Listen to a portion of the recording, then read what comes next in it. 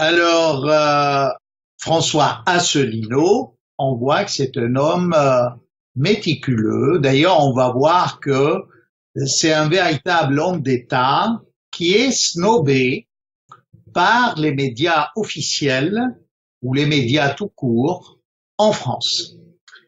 Et on va essayer d'analyser pourquoi justement François Asselineau, ce brillant énarque qui a été deuxième, n'est-ce pas, de sa promotion, la promotion Léonard de Vinci, n'est jamais pratiquement invité dans les grands médias. Il a été invité une ou deux fois, bon, je reviendrai, mais de manière générale, on n'en parle pas.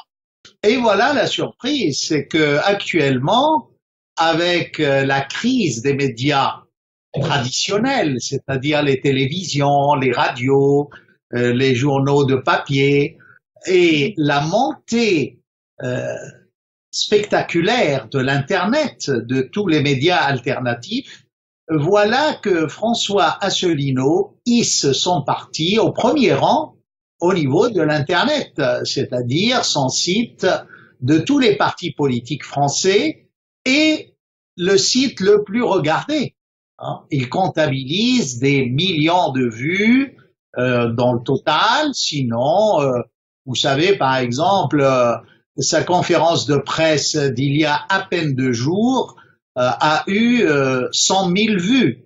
Alors pourquoi justement il n'est pas invité? C'est tout simple, parce que ces journalistes-là craignent leurs chefs, et les chefs craignent les propriétaires des chaînes.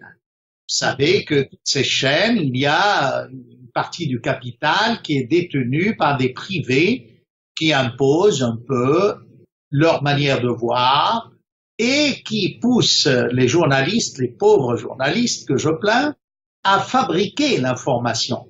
C'est-à-dire la même information passe à travers le prisme du comité de rédaction, la ligne rédactionnelle, et à la sortie, on a pratiquement parfois le contraire de l'info.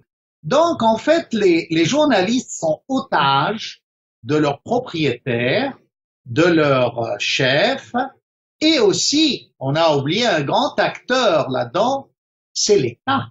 Parce que, sous ce vernis de liberté, tout le monde verse des larmes sur Charlie.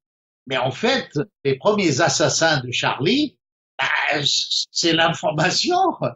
Je vous dirai, j'ai connu un peu la même expérience, peut-être que je vous en parlerai également dans un parallèle avec Asselineau ou un autre snobé comme Cheminade, comme il y a un tas de monde qu'on n'invite pas parce qu'on ne veut pas avoir d'histoire, on risque de perdre son poste. Et c'est là où, justement, François Asselineau, dans son programme, lance une idée efficace, sérieuse et géniale. C'est que il faut peut-être prendre TF1 et la rendre à l'État et essayer un peu de lutter contre la dictature des capitalistes qui contrôlent l'information en France. Donc, pourquoi on n'invite pas Asselineau? Parce qu'on sait déjà qu'il a cette idée, qu'il faut lutter pour la liberté de l'expression.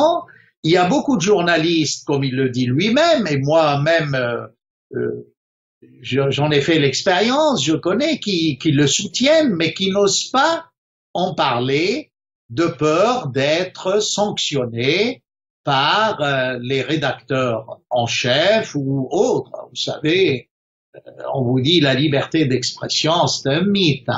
Pendant toute cette guerre syrienne, pendant 6 ans, on nous a bernés de mensonges et ça continue. Donc ça, c'est le premier point. Mais le second point aussi, c'est que François Asselineau est un excellent analyste. Et moi, je parle d'un domaine que je possède. Et là, je dois dire que j'ai écouté avec beaucoup d'attention les analyses données par François Asselineau concernant le terrorisme international, la guerre de Syrie, Daesh, et je peux vous dire que rarement j'ai entendu sur la bouche d'un expert français des analyses aussi pertinentes. Et vous voyez, là, moi, je vous parle de sujets que je connais. Hein. Je ne vous parle pas de sujets, par exemple, l'histoire constitutionnelle de la France, qui n'est pas du tout mon pain quotidien. Hein, pas du tout. Ceci dit, quand vous écoutez François Asselineau, et c'est là où ça marque que c'est quelqu'un d'exceptionnel, c'est qu'il a un savoir vraiment encyclopédique, c'est-à-dire être capable d'analyser la guerre syrienne et en même temps de plonger dans l'histoire de France, de revoir dans quelle mesure Hollande et les socialistes ne respectent pas les articles de la Constitution française. Tout cela montre que c'est vraiment un grand homme d'État et de vaste culture et qui s'engage, qui n'a pas peur de dire ce qu'il pense.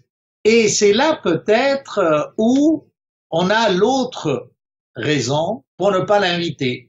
Parce que c'est un débatteur hors pair. Je l'ai vu là lors des 2 fois où il est passé à Antenne 2 et dans une autre émission avec Tadei, n'est-ce pas, Ce soir ou jamais.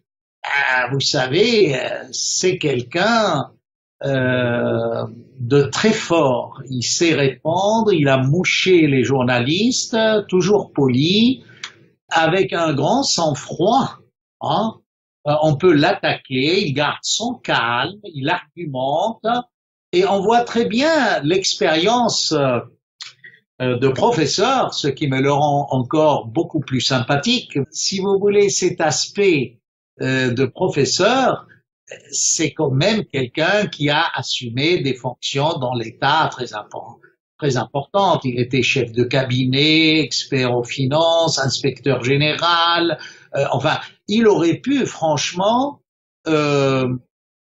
accéder à d'autres postes où il aurait pu gagner beaucoup plus d'argent, mais les médias officiels et les politicards n'aiment pas les incorruptibles. Et François Asselineau, quand on voit sa carrière, son détachement, on se rend compte que c'est quelqu'un d'incorruptible. D'ailleurs, quand vous voyez son casier judiciaire, il est blanc, hein, il est propre, hein, contrairement à beaucoup de gens dans le monde politique, candidats à la présidence, et qui prennent des casseroles jour après jour. On découvre des scandales qui entachent la réputation morale de tel ou tel candidat, qu'il soit de gauche ou de droite. Donc, de ce point de vue-là, si vous voulez, ce personnage gêne beaucoup les journalistes parce que ils le craignent. Alors, moi, je suis sûr que si un jour Bourdin, n'est-ce pas, parce que Bourdin est à la mode, invite les hommes politiques.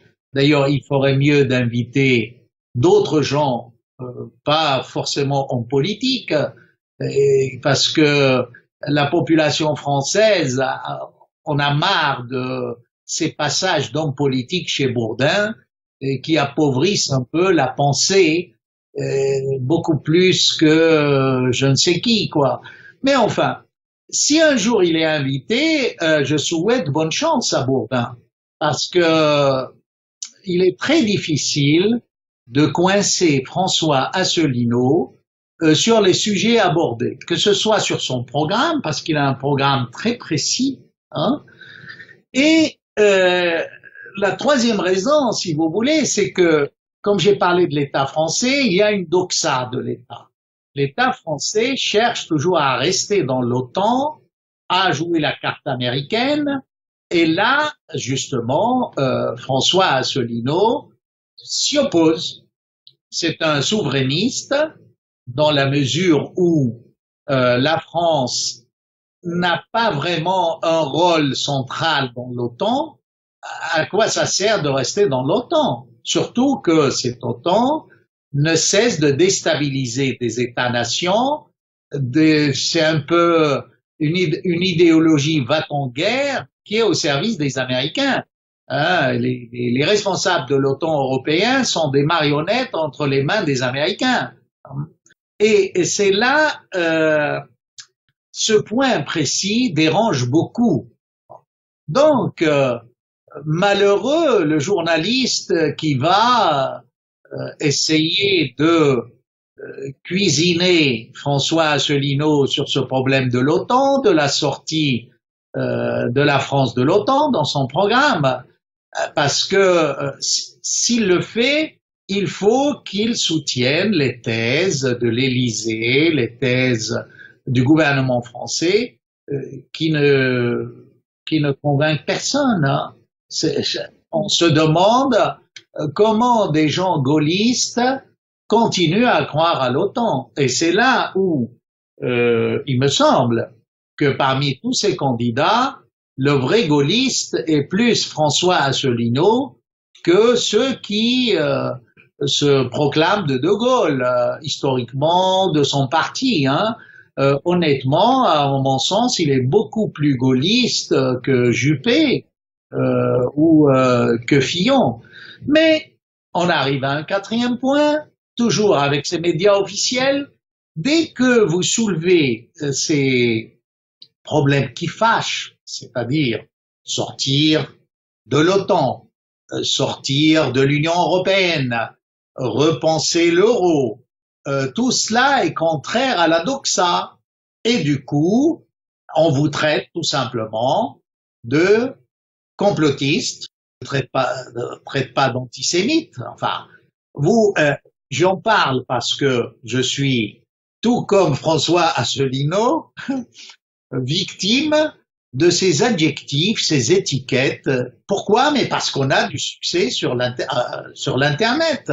On apporte à beaucoup de gens une information qui n'est pas fabriquée, qui n'est pas faite pour servir une doxa erronée au sommet de la pyramide.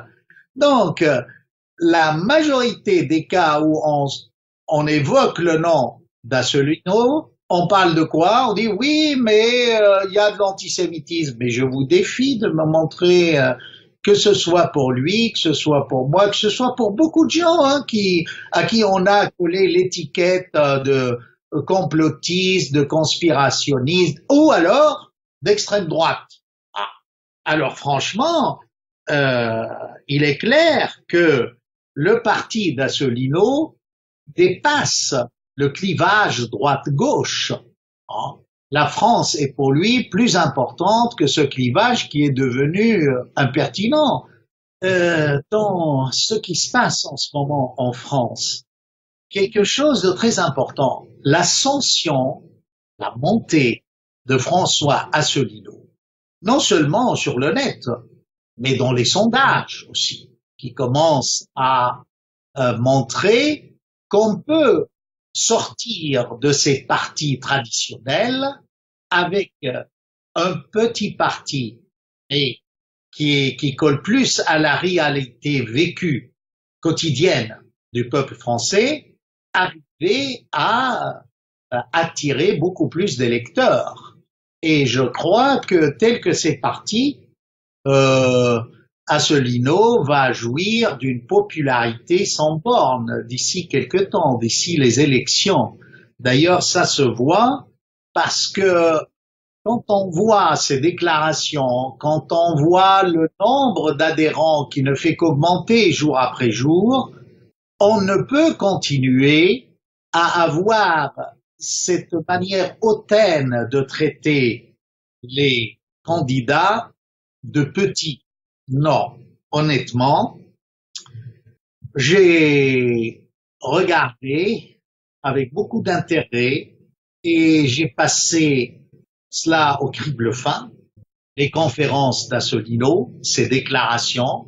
Je peux dire que c'est un grand candidat. Alors, il y a une dernière chose quand même, permettez-moi d'ajouter C'est que comme François Asselineau ne veut pas de guerre avec la Russie, alors là aussi, c'est un peu, ça gêne l'Élysée, vu les déboires qu'a eu notre président avec la Russie, vu toute notre politique française boiteuse et mal adaptée vis-à-vis de la Russie.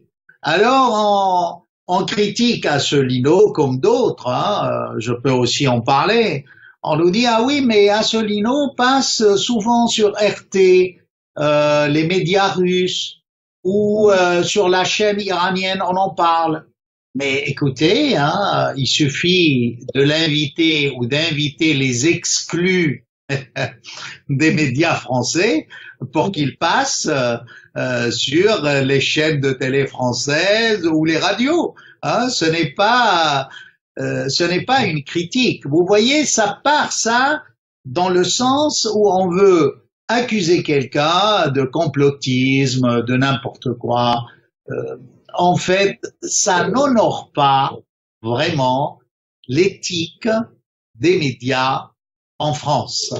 Alors, encore une fois, à bon entendeur, salut. Hein, je vois pas pourquoi on empêcherait les gens de parler sur d'autres médias quand leurs médias nationaux les excluent. Hein, il faut bien qu'ils s'expriment. D'ailleurs, on voit très bien que jour après jour, les médias alternatifs du net sont en train, mais carrément, de balayer les émissions qui ne volent pas très haut de la télévision française.